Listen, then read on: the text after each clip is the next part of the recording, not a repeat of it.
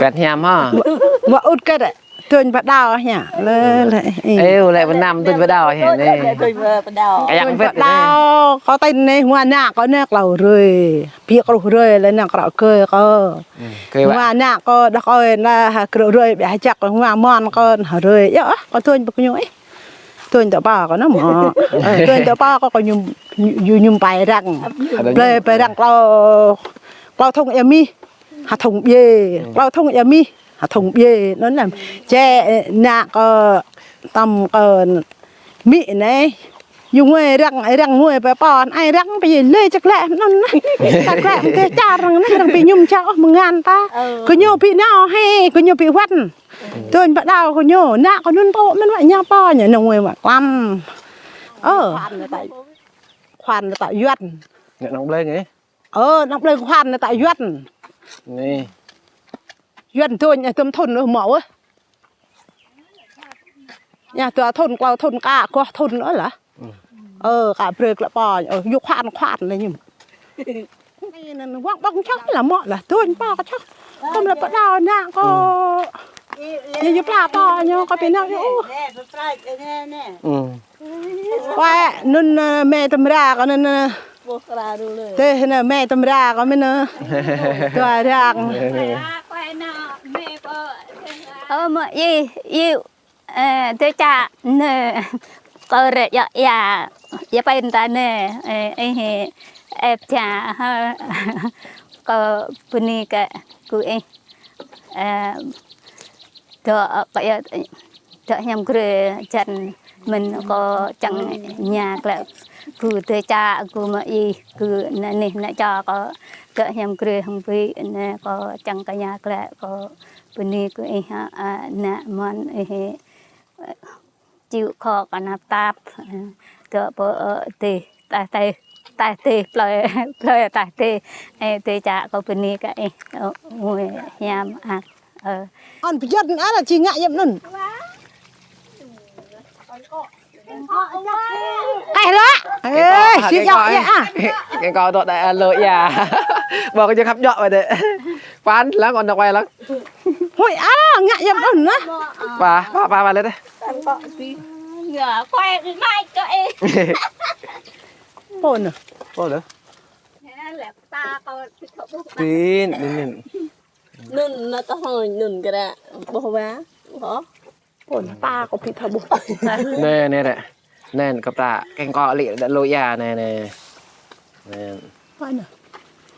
bị bố nè bị bố nè bị bố nghe vô mà cái là ta nhung tăng sạch xe po tao là cái lại béo quá chị thở bụng cái lại châu cái béo quá ăn dân ăn nào ít châu cái không cái lề gì tại vậy là thật con vậy nó con có châu cái mà chứ là em lần cái gì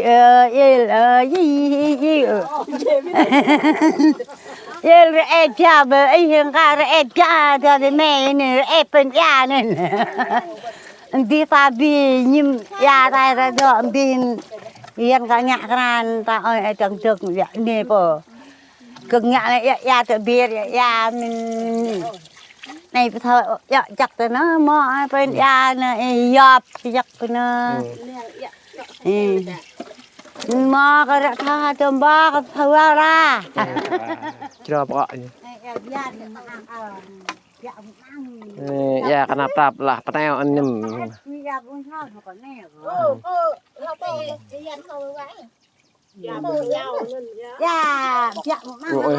ôi vừa gặp tặng già nhà đây giờ pro chat ít hơn nữa cho cóคุยcon sao cơ nơi giờ đây pro chat ai già đây tôi cái này làm cái xấu này già thì tôi tầm nhung già mười là thế rụng cái này này già làm đi mà giờ định lắm ôi dân hàng này dân hàng thua lại nữa này cây đào teo ấy đó là có là ăn nhưng mà để cây như thế để chấm lấy để đó đúng rồi tầm ngoan đúng rồi cây hoài cái răng vẽ tôi tao lô cây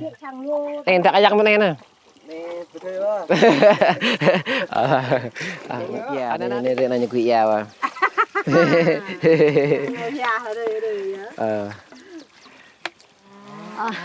วันนี้เม็ดจ่าทอกรันแบบก็มีทุยก็แร่รุ่ยก็อย่าเลิศแย่เนอะก็แร่เอฟมาเอวเป็นเดี๋ยวต่อลุยในบีเพราะอะไรบีตาเนื้อก็จังเห็บเดียวกูนี่เดียวก็ยังแล้วก็ต้องเห็บจังนี่เดียวเขาไม่bị bổ dạ lướt che tay cho có bật đỏ bia bịt thằng dạ nên bà ra bị dạ được cao vậy cái chẳng hẹp tung dạng này đều teo bịt bia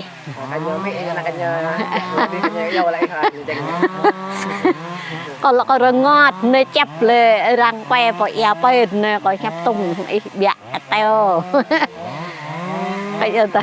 อย่าไปแม่น้ำพระเว้ยนี่พอตาหายรังผารังงะลงว่าพอนี่อย่าไปนี่ละหน่อยนี่อย่าไปนี่nơiจริงต่อปะไก่ไก่น้อยเลยนี่น้อยละหน่อยnơi ngoa cả làไก่เจอโอ้นี่มันไก่เจอโอ้ngoaละหน่อยพอรังยารังม่านหมอยารังม่านมาnơiจริงละngoa thì cóว่าเนี่ยเบี้ยวbị dễ điềm ta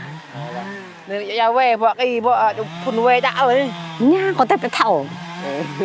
giờ có chắc bố kịch có chắc là phải bố trò có nơi bố cái nhiều bố của này có bố của mỹ thuy là nơi có chắc là phải nơi có re chấp về mê người đang nơi có vì con ép là quay vấn đề này đeo ha hạt tơ ruy mỹ thuy giờ có việc thầu gì luôn làm đi nhớ đây mua chẳng nặng có hậu vật mình mua ngờ được có nơi nhớ đây tung nơi nạ có đặc coi tung đó tại trang pro pa có đó nên doa lại chấp bên này dùng có qua nhớ đấy nhá chấp có tăng rễ cho chạc bây giờ còn miệng còn nhờ từ để quay cả tiếng người không hay quay quá sao vượt quá nên có lại chẳng quay này rằng lại nên mà cái đi nữa nên mà nè quá phải đi ha ta đi đây nha nè ta đi đây nha anh ha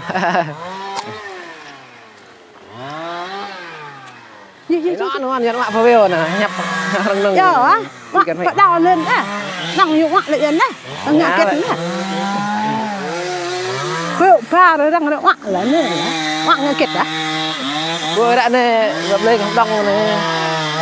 nè bắt đầu nè yêu mình nó quên như nè cốc ở trên hay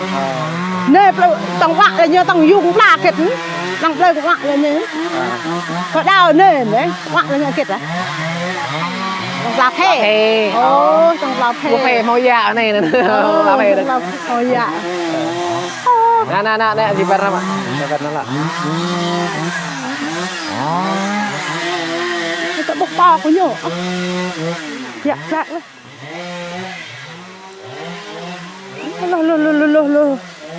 lo này làn à ngạ qua bệ bạ bệ vậy hiện thì chặt này đang ngoài tao muốn tạo bạc với thắc năm lá lệ nên nãy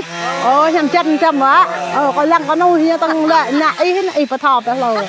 lăng to này tăng lại chẳng bốc lại này chẳng ép mà cái gì ép lại ta đến thầy hả bài này dạ dạ phải thở dạ em dạ phò nên là nhon break lại hình hàng rào như thế mít ghê hỉ mít ghê nhầm ghê mình có rê người giờ lết dè có gì dạ em có thể rơi nhạ mà nhảy có nè có thể rơi nhạ mình phải Hà Lan như này đã thở bên mít lan nữa và thở mít thở nào na nè ra ra có đồng canh hạt thôi nó mới tôi nhô nó hạt ăn là nhô thôi bác quay tập tay ăn là cô xong mà đinh được cầm chiếc màu nít nhiều nhô quay ăn đấy giờ wow nhô hàng ăn cái tay hay chưa nạp tay hai những cái hay như đằng ngạn ra tao rồi hãy ở ra ta là sao tao vứt nó chắc là coi nhờ thằng này ra phía ra coi bên đi cha coi còn tựa bên đẹp lắm á mời đằng nào vậy đưa thằng tựa tại ta nữa là bị mà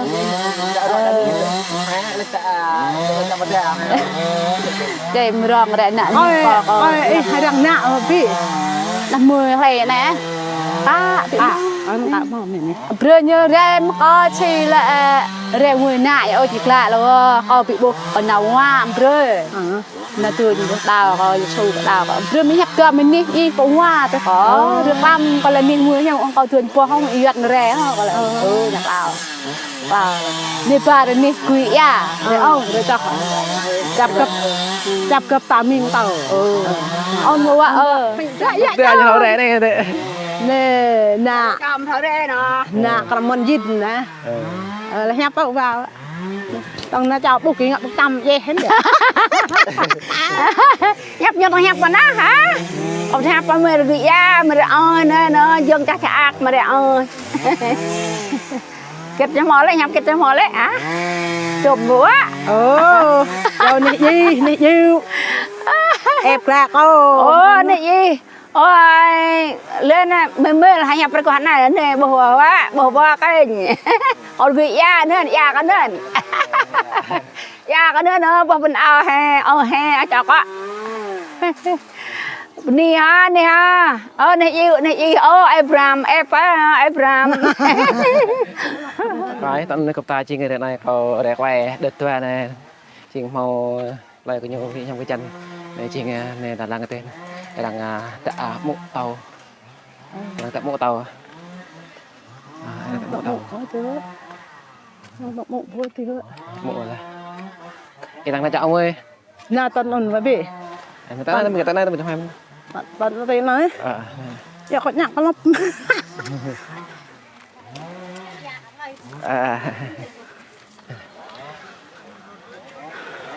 nên mộ ha mộ tàu này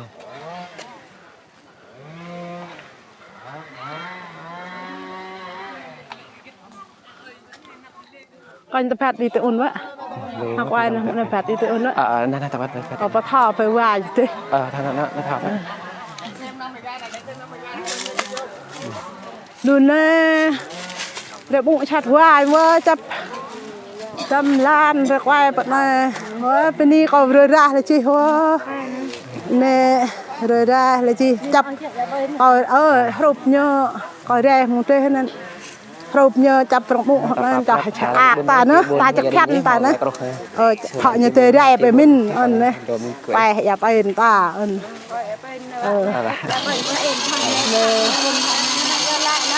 giờ lại vậy nè các bụng mình vậy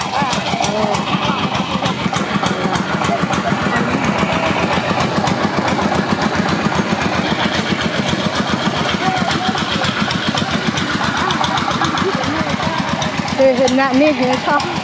nè sao khăn ăn một cái quạt nè tâm nè mỡ tai là này là mỡ tai thập thấu bên ăn lợn bị bò nó căng chắc đấy ăn 10 bị bò chứ nên mỡ tai cho coi play lấy coi play chút làm bổ cha có lại vừa cứ từ ai cứ giọt có lại nhờ đấy nhá chập lại nhờ đấy quayเป็นยาตอนนึงก็บุกจะไปฉัดมิจับรังมุกนั่นก็ไปจะหนักเลยตัดโดยปลายquayไม่ไม่เนอะเนี่ยnhờ mò để thằng nọ của nòng nhờ đấy nhá thằng tư này ta mò tele trục tele về ta nuôi ta bị khổ ta quấy ta đã nuôi chẳng nó thô bột thô ca mà để kết ta đã mò ta thọc nòng lẹ nè ta là rơi thun plan thằng tư rồi này nghe mấy chín đấy nghe 2 chín đấy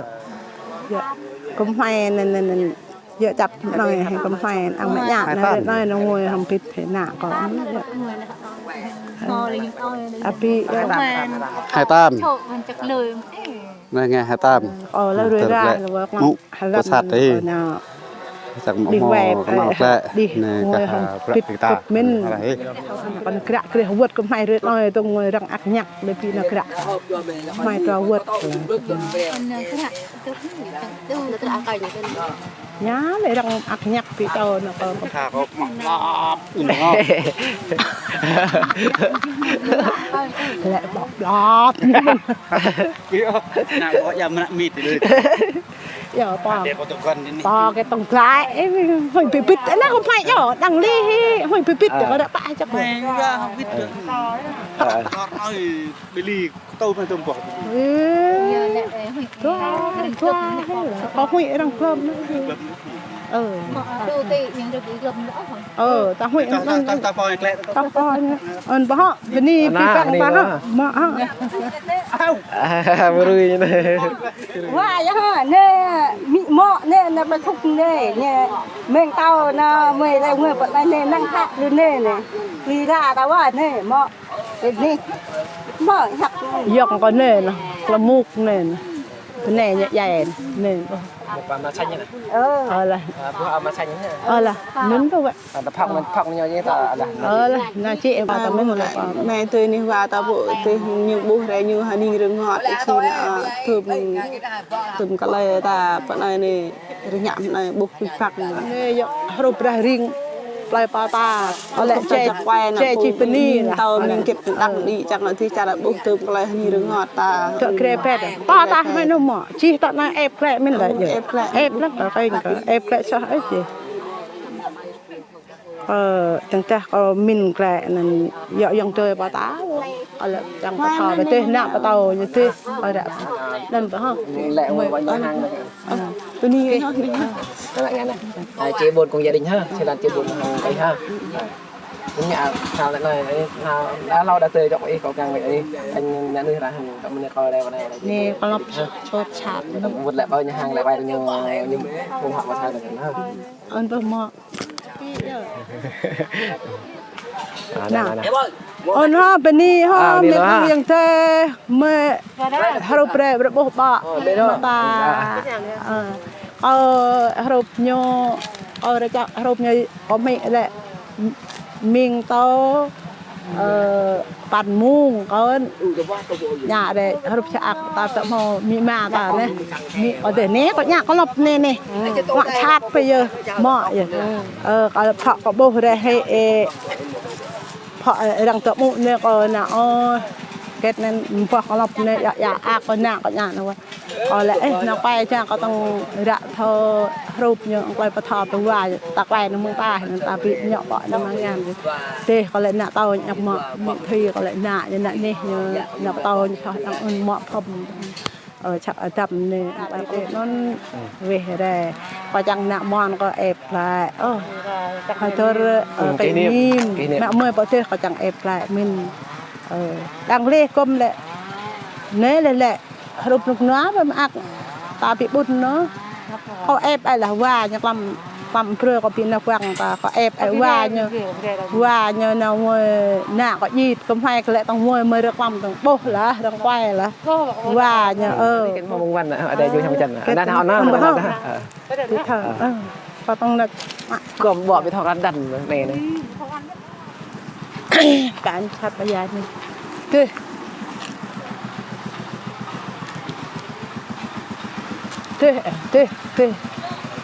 อชัดมากเลย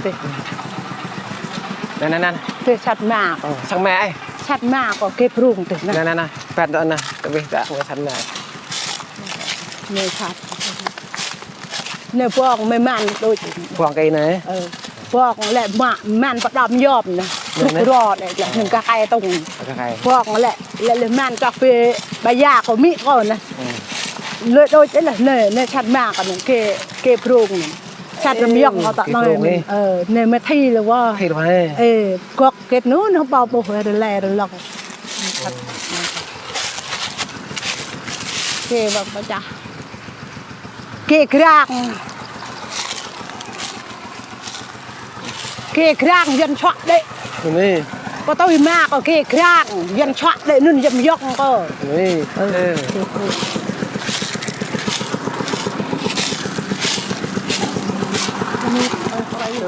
bà cô bùm cô lại đây đây cái yêu cái chắc ngắt à anh vừa nhớ là chúng ta là tiện ngắt có cái mẹ hà cái nhớ cái màu cái trắng hạt là trắng bây giờ khắp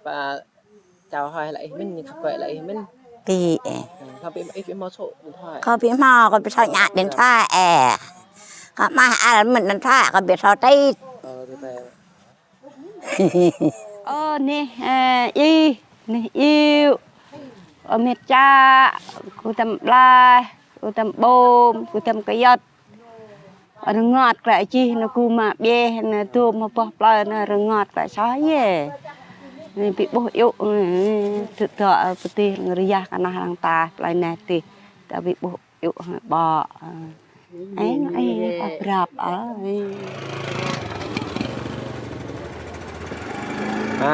ala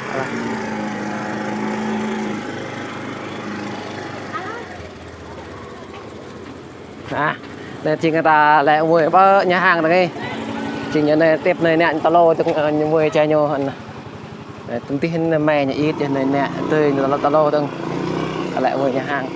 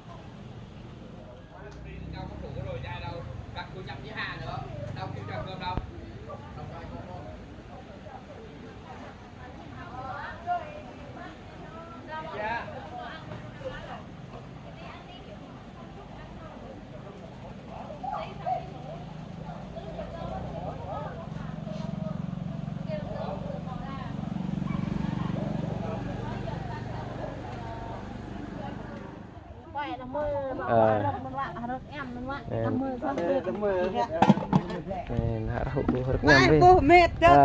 có nhập ra tạt mình cái phải tay hà đưa chàng mọi ít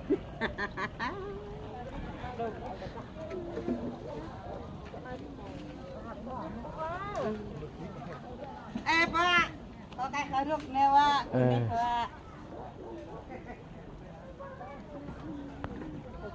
nhiều bị lợi như thế đặt đây ba hai chục một cái á nên lúc nên cả xã này nên cả xã đây phải là nên nhà bà tăng lô nhà bà tăng lô bà tăng căng thuốc cái nữa ấy họ được tao nên ấy là chị là năng chị bố thuốc rồi nè bố hoa như lần này như bố hoa nè kinh nè nè bên nách nhị đích bóc rồi bóc mới đi ra phải đây mòn phải đây cho ngay xả sao ấy nè là ai bên này hả em play cái đấy sao cái đấy thao sao vậy nên chắc cô phải chỉ cái này ấy lần này mệt nhỉ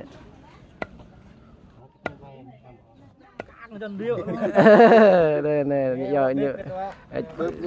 chít lò giờ chọn rượu cái nhờ chít lò như này nè hiệu hồng rồi nè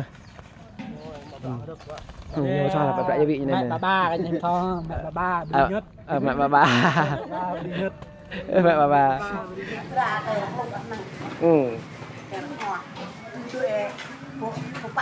gì nơi cả đặc đoà sao vậy cả đặc đoà sao lại nơi vậy anh gọi tọa bàn mâm hòn đòi hiểu ha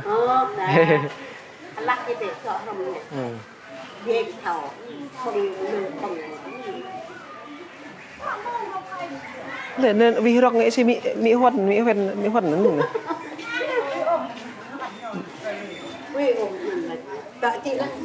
lang vì đâu nào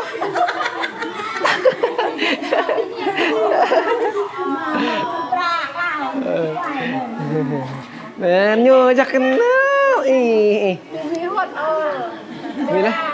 Mila Mila hoen vậy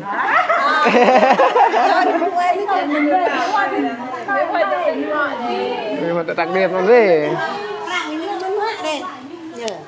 khăm nó nhà hiền là tại vì được bao năm vậy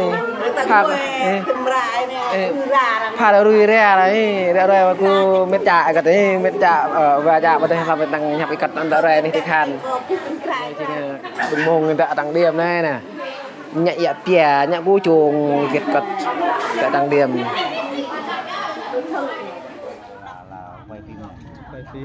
ở đâu các làng các nơi là dạ quay một đây dắt chụp quay đây chặt huy đơn cổ lệ bên này 5 tuổi đi tạ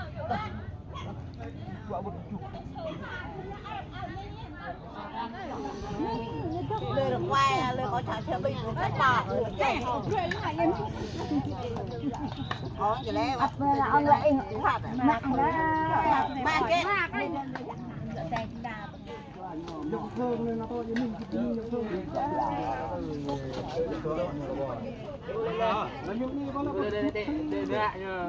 vừa cho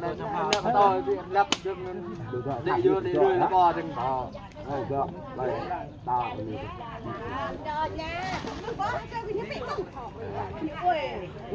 là nơi đó rồi đây coi nào vì đây coi ăn lầm rồi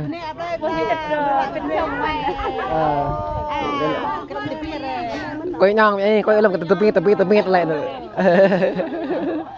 như bây giờ coi như đây coi nào vì đây coi lầm cái tập biết như lại đây nữa thằng con đúng không? là ăn chua Sạm luôn ăn nữa.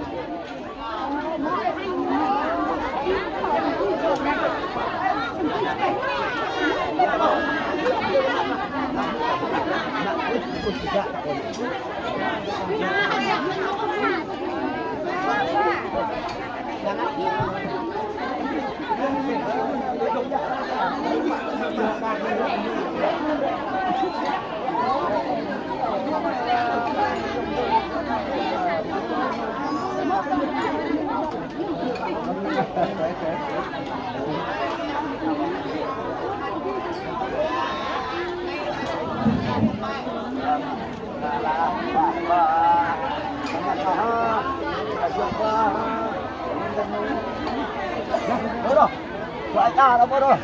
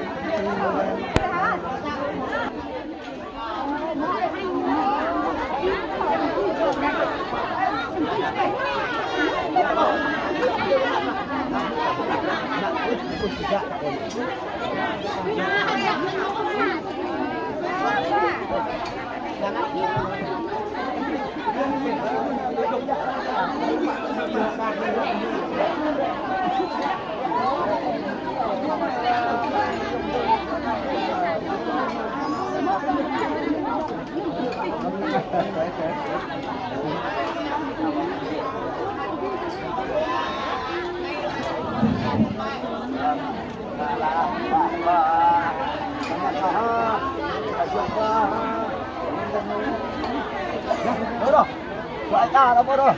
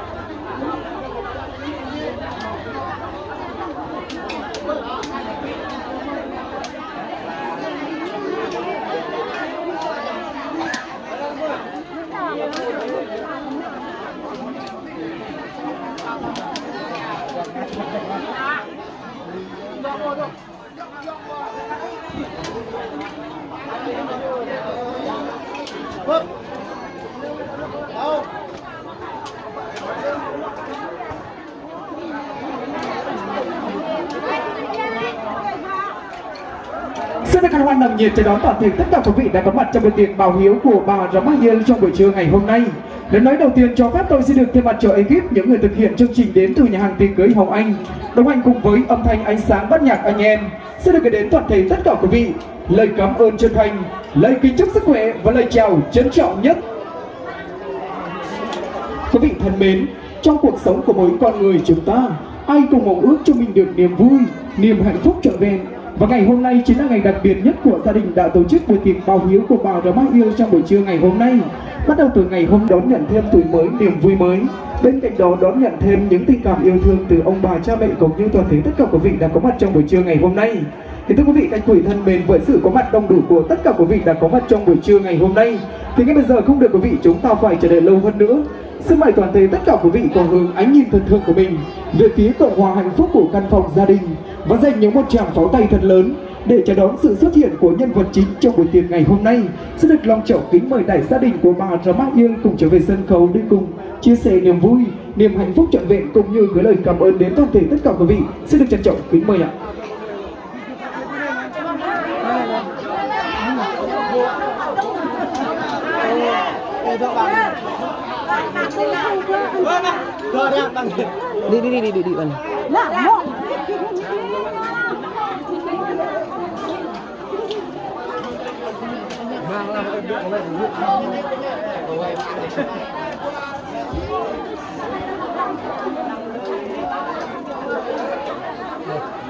Đi bạn.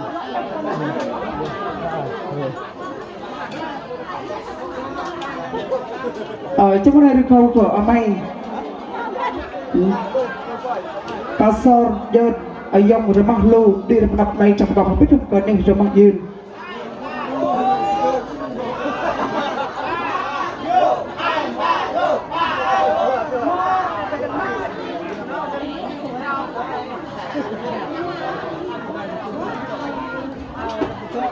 Kính thưa quý vị và các bạn thân mến, sự hiện diện trên sân khấu của chúng ta ngay lúc này đây đó chính là một đại gia đình hạnh phúc của bà Rama Yên. Một lần nữa xin quý vị chúng ta hãy dành một tràng pháo tay thật lớn để chúc mừng. Rất cảm ơn những tràng vỗ tay của quý vị rất là nhiều. Và để đáp lại tấm chân tình đó, ngay bây giờ xin mời quý vị chúng ta cùng lắng nghe những lời cảm ơn sâu sắc tri ân đến từ đại gia đình. Xin được long trọng kính mời anh Ramalo để có đôi lời phát biểu đến tất cả quý vị. Xin được trân trọng kính mời ạ.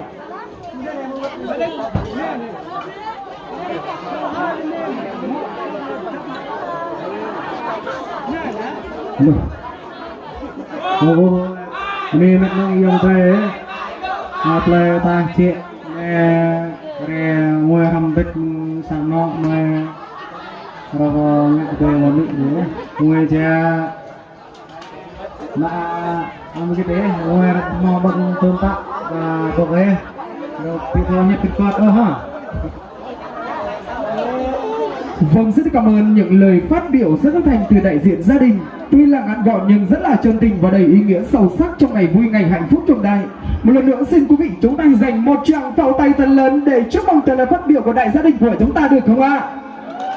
Xin được cảm ơn những tràng vỗ tay của quý vị rất là nhiều. Và để tiếp theo chương trình xin được long trọng kính mời anh chị đón nhận ly nước ngọt từ ban tổ chức của chúng tôi, được cùng mời mẹ kính yêu của mình.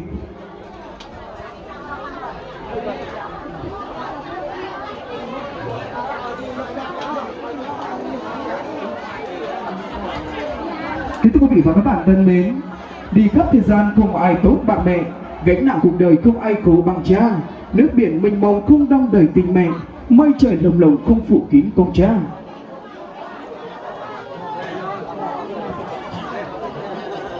Và để tiếp theo chương trình sẽ được long trọng kính mời hai anh chị đón nhận 2 ly nước ngọt từ ban tổ chức của chúng tôi để cùng chúc mừng cho buổi tiệc ngày hôm nay.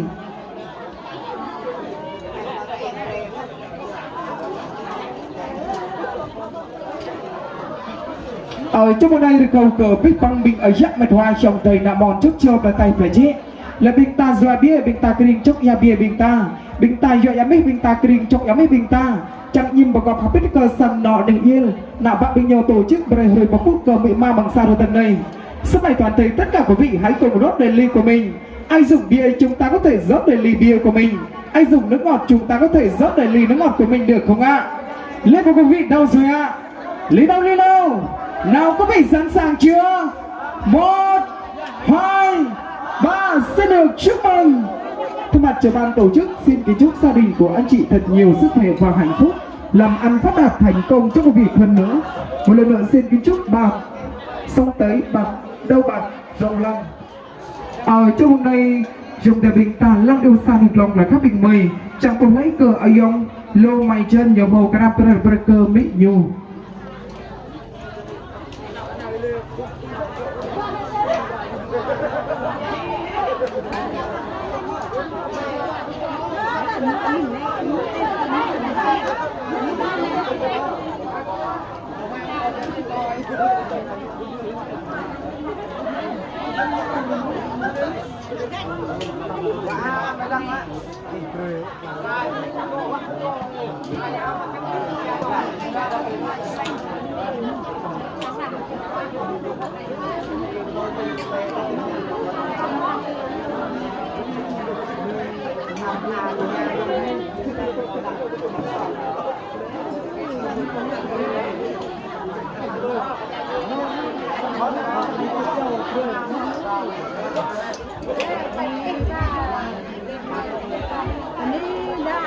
Trong hôm nay chúng ta lại cầu theo bao sang yêu cầu dùng ta lại mặc lên nhờ cả prap mít lại thộp được MC trang trí được ở dùng tề bình nhu.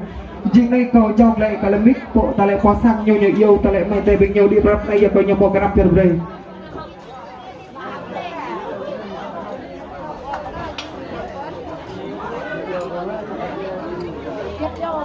Hãy subscribe cho kênh Ghiền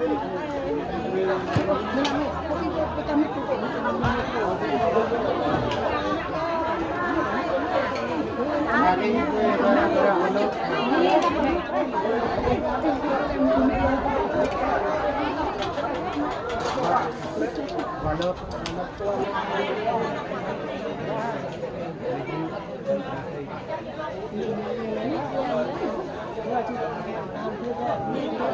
để không bỏ lỡ những video hấp dẫn.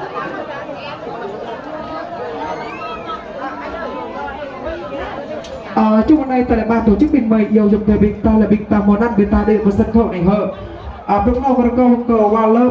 năm lên định hôm nay giờ ta lại săn đỏ món quà mừng săn đỏ bình nhiều một năm bên cờ trò chủ. Câu cờ qua lớp năm lên.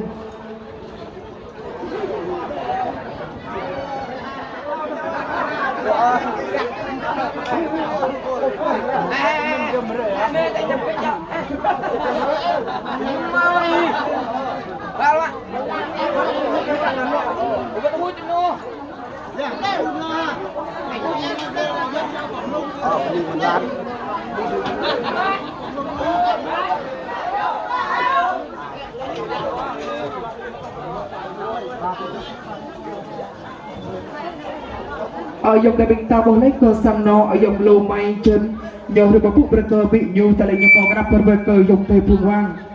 xong ta bình ta phá với nhà bình nhờ bóng thằng ăn không ạ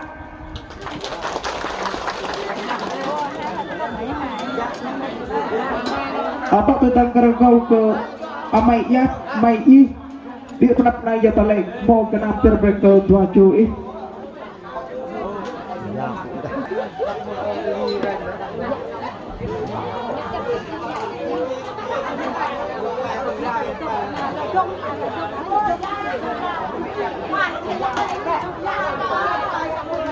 ada kau ke mayit ini pernah naik dah.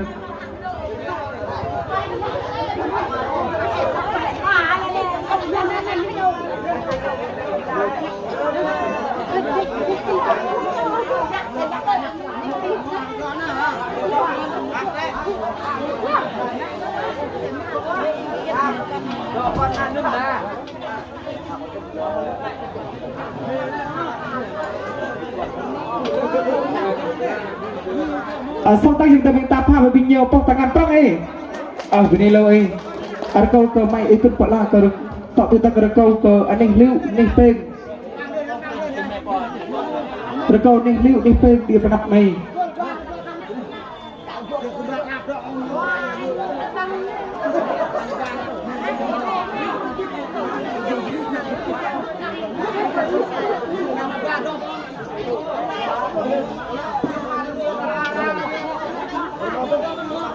ở dòng cái bình ta bố lấy cơ rồi có phút cơ bị ma mừng sao rồi đằng đây ở cơ dòng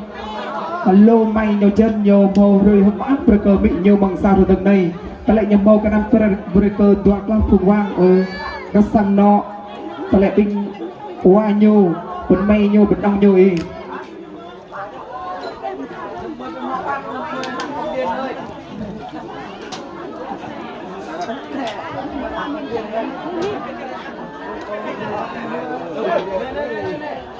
Câu thay mặt breaker ta lại ban tổ chức bình bày thay mặt breaker ta lại dùng từ nhiều màu cái breaker mong sang nọ lùi em ai breaker máy dân dùng lù breaker này rồi mang yên sau đang câu cờ sang nọ bình ta ta quyết nó bộ ở đến bang ta lại ta đánh chúc không ăn biết cơ đi bắt vào dùng từ bình ta.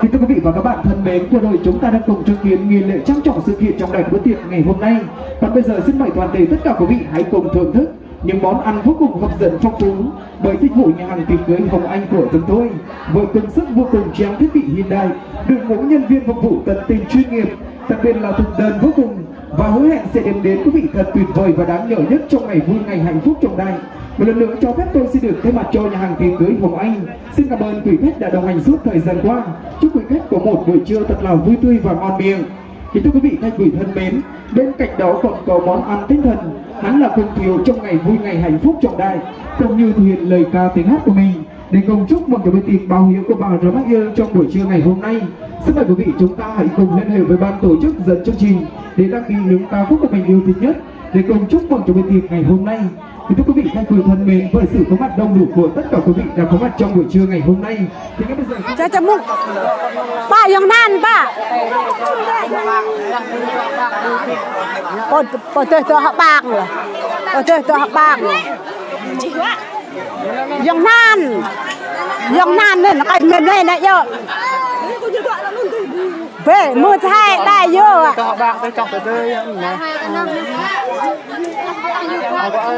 nào bọn nói tông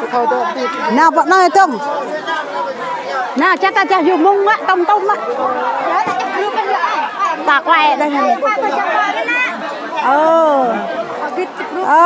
nè bên đi nè mòn có ra ngoài không biết có ra nóiว่าต้องเรือcó ông quan nè bên đi bị bắt nhá nào nhưng mà muốn hai bà vô ấy à 1 2 3 vô 2 3 vô nơi đâu ạ nơi đâu ạ nơi đâu ạ gì ta chặt phát nào nào nào nặng nha nè nè 1 1 2 3 vô 2 3 vô cô bị thò ra nháจะมุ่งจะพัดไปพิจอะว่าอย่างกันนะว่าให้พัดไปพิจตาพัดไปพิจตาจะมุ่งละม่อนนะดังต่างหากดังต่างหากเน่เน่เอฟละละม่อนกันเนาะเจอกันเล่มนั่นแหละbên đi luôn rồi và cho mẹ cả hai như này cả lẻ nhung ngạn cái tí tắc ở bên đi nhá bên đi nè mòn con nè nhưng mà cho thay làm lăng dòng nè còn lại mình tar tay đây mình tar mi đó bên đi luôn mềm lắm ngoài dòng đùm dòng đùm bu lăng ao tay tay bu lăng ao tay ai đến rồi đây bu lăng ao con đây nè đó nhưng mà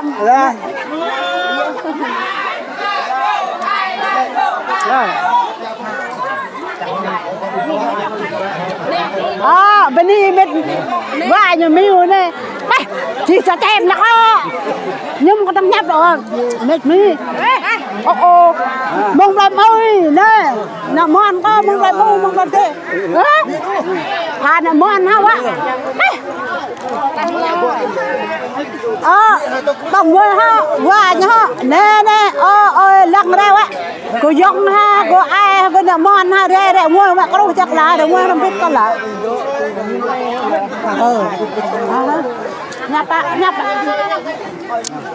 nhấp rồi miu á nhấp à cờ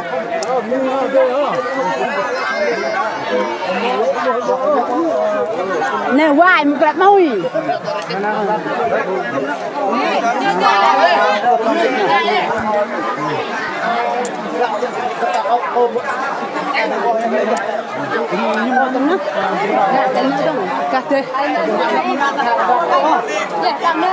bạc nữa bố em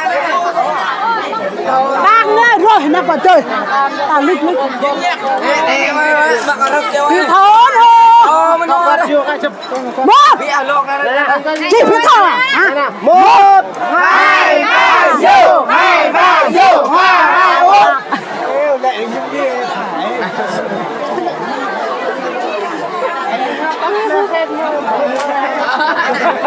anh là ho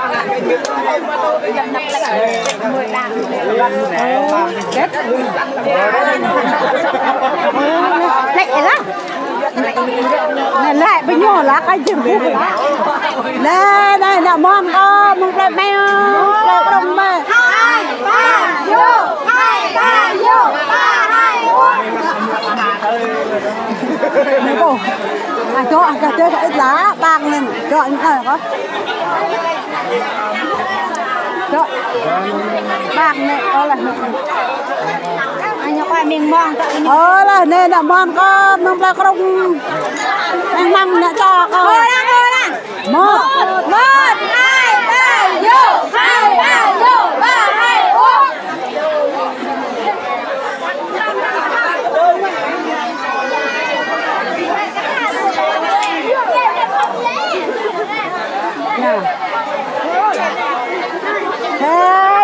đại đập nó on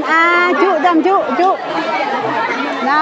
nè nè mong có mong lại mèo mong lại nang mong còn thế là ở nó nè phải bắt ta bên em cả nó lâm khơi nhỉ nè ta còn là 1 2 đẹo vậy đi 1 2 3 thì ghê ta ôi lôi 1 2 3 nhuận xa thế lâu hơn nhỉ trẻ này nhỉ Dạy bà năng là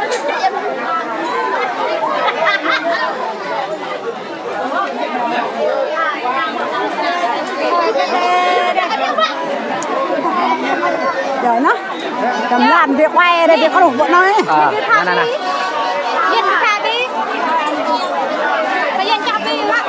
nè nè mò đi nè đâu con nè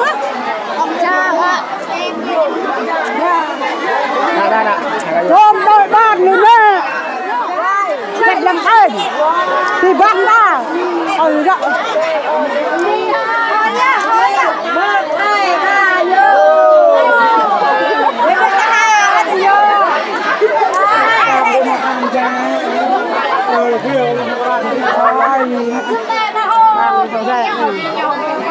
mọ thì bạn thì đu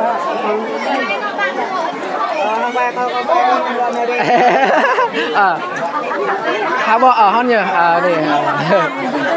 nè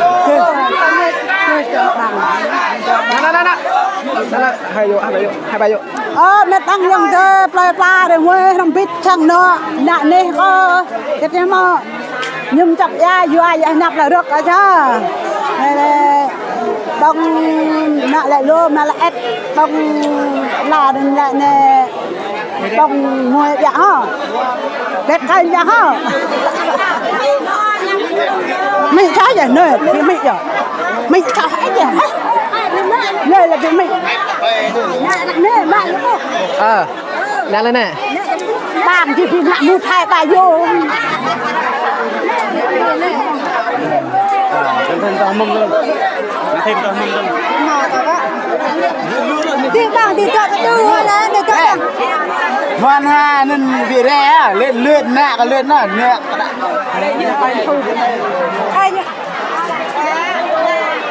nào chị một hai bài vô nhà còn nhục tiền lại giờ ok ấy đó có lời đội nhọn chết có mình chẳng chẳng sợ rồi một hai ba vô hai ba vô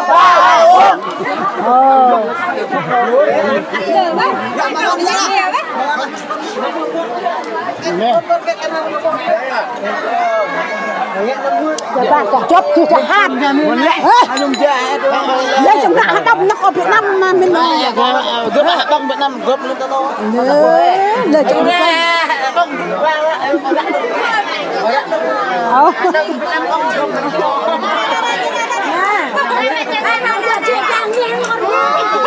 một hai bao nhiêu hai nó bổ sung luôn bổ sung chúng cháu một hai đang vậy một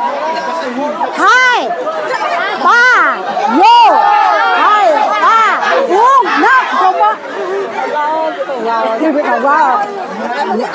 loại đằng môi gì tao kìa bão đây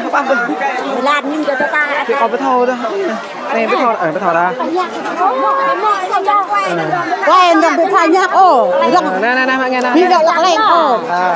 quên đang bị thầu đang ta cắt lên không ta bị mò ép nè các bạn hàng đây nè tao lổ này bắn này thằng nọ em kéo bọn mọ vậy một hai ba vô một hai ba uống thì ghê đã hàn em đó chỉ biết không những ai nào cái gì ghê đã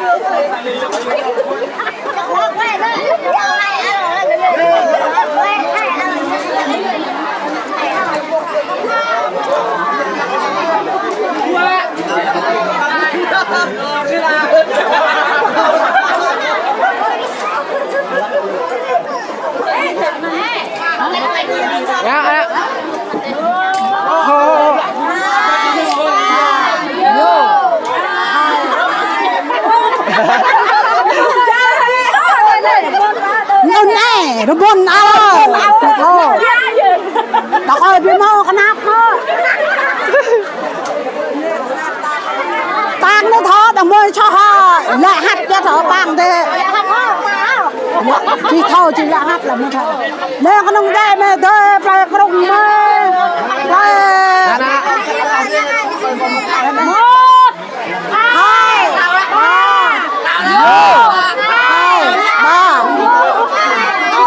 ba bị ghé mình nè bang đã môi bị ghé bang đã ơi thế vậy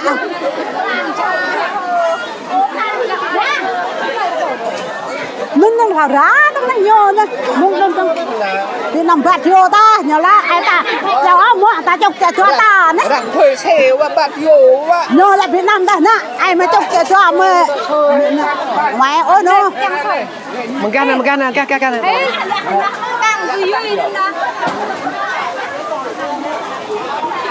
Cho lại kan cho.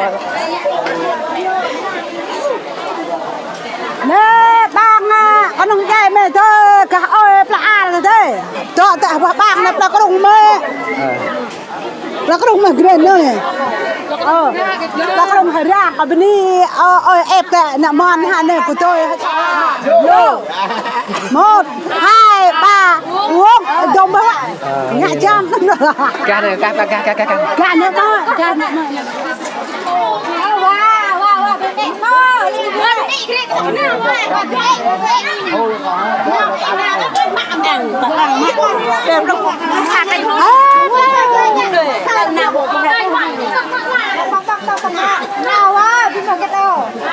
hai ba vô một hai ba vô hai ba uống nó phải bạc đắng nữa rồi bằng này đằng này đừng cá thôi hả cho cá thế hả cho cái này ok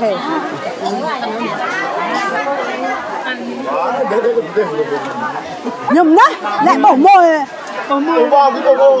lên thế nó lại bị bỏ nhô nó nè cho nó thuộc hạc quay nơi dân phải môi con bên đi chắc là nhô nè con bọc rong nhô cháu này là hạt chọc là cái thế quay walk dar đúng rồi mà walk nó nè dân đặt là cái đồng mơ còn bên đi chắc là nè bọc rong cái cháu này nè thằng khác còn bên đi nè nè cái tàu nè mòn bên đi bọc hả mệt năng dân chơi ta dài cho trong nên nào 1 2 3 vô là anh nhập viện đâu mời vi viện nơi nhà cha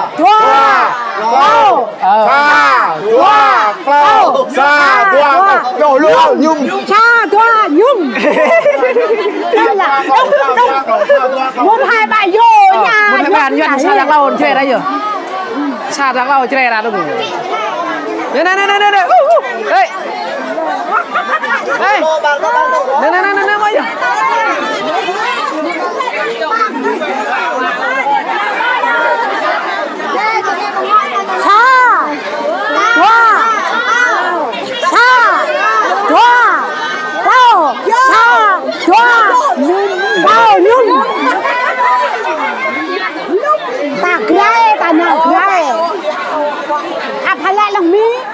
là muốn hai tay cao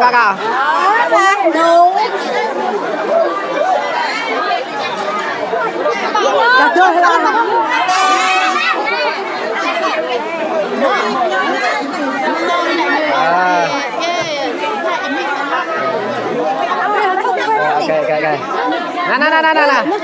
đi nó không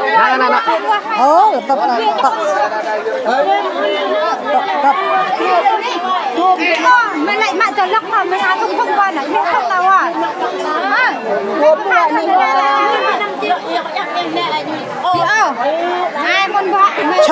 hai ba vô á châu bang làm phim mau như qua nhà mình này non la hạt này là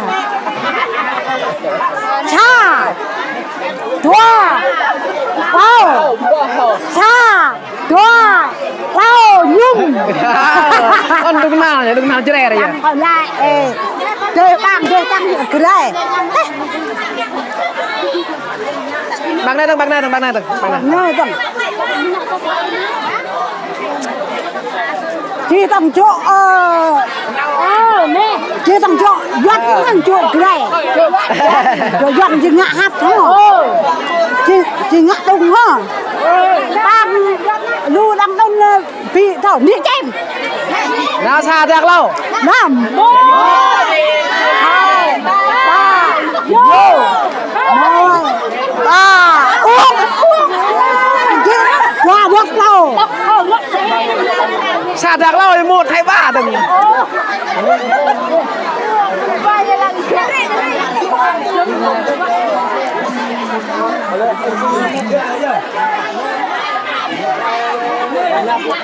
tak nyak quay là con jihad con nè xa được lâu xa được lâu không nói nhiều 3 mét này rồi ta uống đây là chơi vui vẻ rồi 1 2 3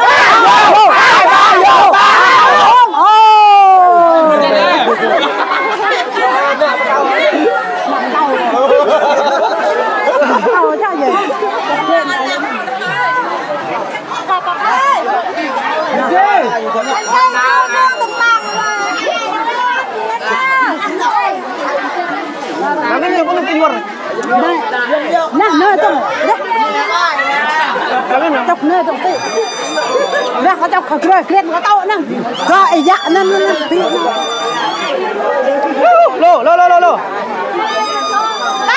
nak kau tahu kau nak apa kau nyak,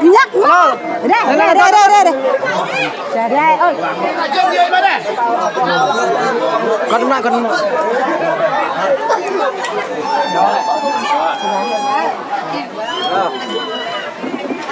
cho mông nhầm rong chơi chắc này rui ra mông tai này tai chị nhập á rui á rui hôm nay giờ hôm nay chính nạp ạ chính ngồi hầm hằng rui này bằng lại lại quá cho bạn cả mới bộ hay cho bạn có năng lăng bằng YouTube nữa đôi lăng bộc lại thì ta là cái người ta sao rồi cả quan lăng lại mình nhờ chỉ một làm ác cho bạn rồi này chỉ 11 làm ác giờ cả rồi ở đây pha bre làm yun pun ai bre tại sao rồi cả quan cầm bữa thì lời bữa thì là bữa dịch bữa mà làm tay về chim pom mang rồi này chỉ một làm ác giờ tôi có bị một lời kết đó thì chẳng bận đi cái có bị bằng trong yang tươi người không mang rồi này cả cái mình có đi vô 1 2 3 vô 1 2 3 vô 2 3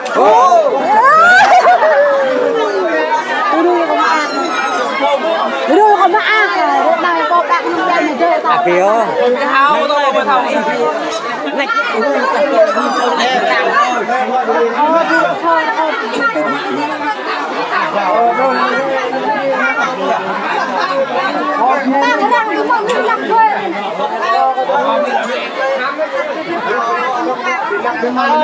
nào chả mua thay ba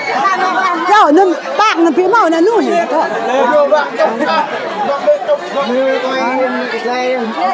nào chả mua chả mua thay ba vô đó 1 2 3 thôi dạ đừng là đặt nằm thế này chậm thôi nằm này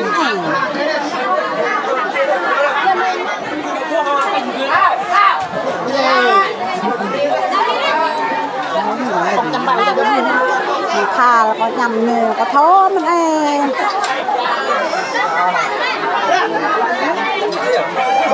này bằng này đang dùng nặng con nằm cho đo tình cảm thật là có nằm này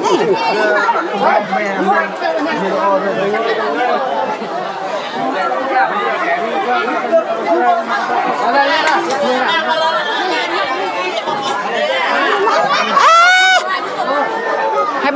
bà vô đừng ngậm muốn 2 bà vô rồi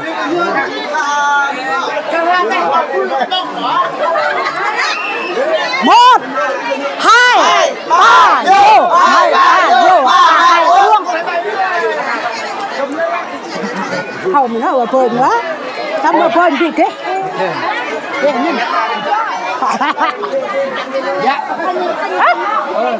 Nè talo.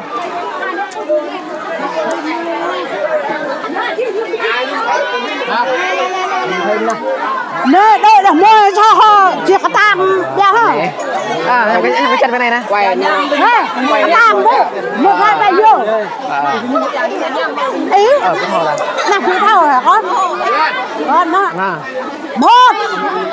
2 3 vô 1 2 3 uống đồ mồi nhà lại doa cái nói đúng mà tan giặc rồi nè cái tang là rồi chỉ cái tang đấy hả kiểu đừng cho hát tang nữa cho cụ đây ở đây phải đi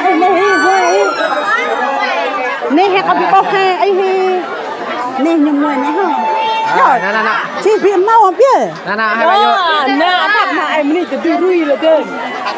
mà bây mình phải phản từ rui lên lên chắc từ rui lên này 1 3 vô 2 3 2 uống học rồi vô anh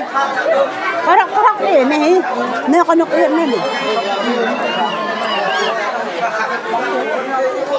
nè bạn này nè có tao có nè có ma nhô bạn này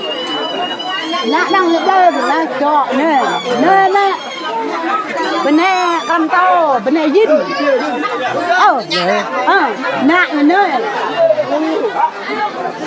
nặng nơi nè cắt từng cái nơi này tao nè thầu bò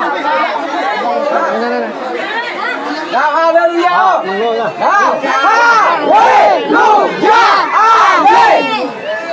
Nó bay nó phát ra không cần một đông đây. Hallelujah. Đúng cái này là Chúa. Là đúng Chúa. Đây là con cái Chúa. Amen.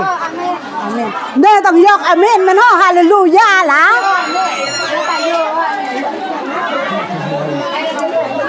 Cái tang đó này. Một hai bà vô này. Đây hallelujah còn một đông đây còn là có phải. Cho tang này. Nè quà nhờ. Hai bà vô. Rồi còn cho có đinh đâu bụng này này. Nên là bà tao có nhắc là có mà nhá. Chắc là đọc lên người nên có mà nhá. Đó, cái trên mơ thì nhung mua bông về. 1 2 3 vô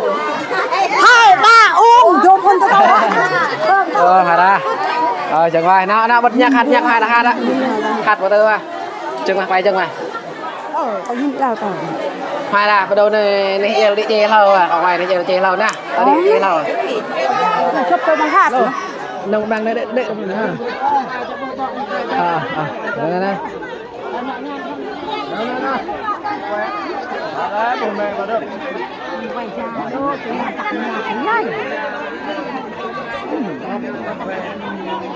Đi to cho đeo này.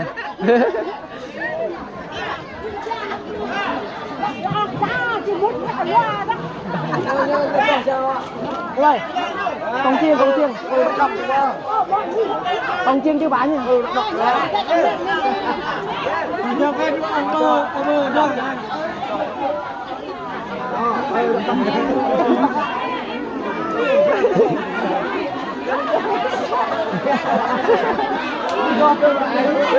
Đi từ ai à? Từ ai đâu?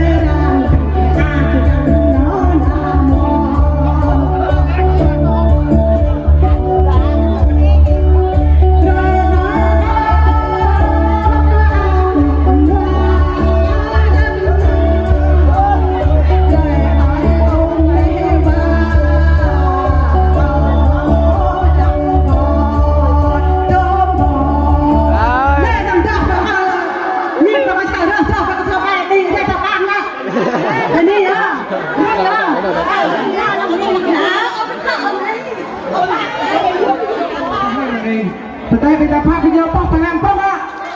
beloi apa ni kan ni yang lebih mak nyom tu hak mak berke sang no kalau hui nampak ini deput tu yang lebih mak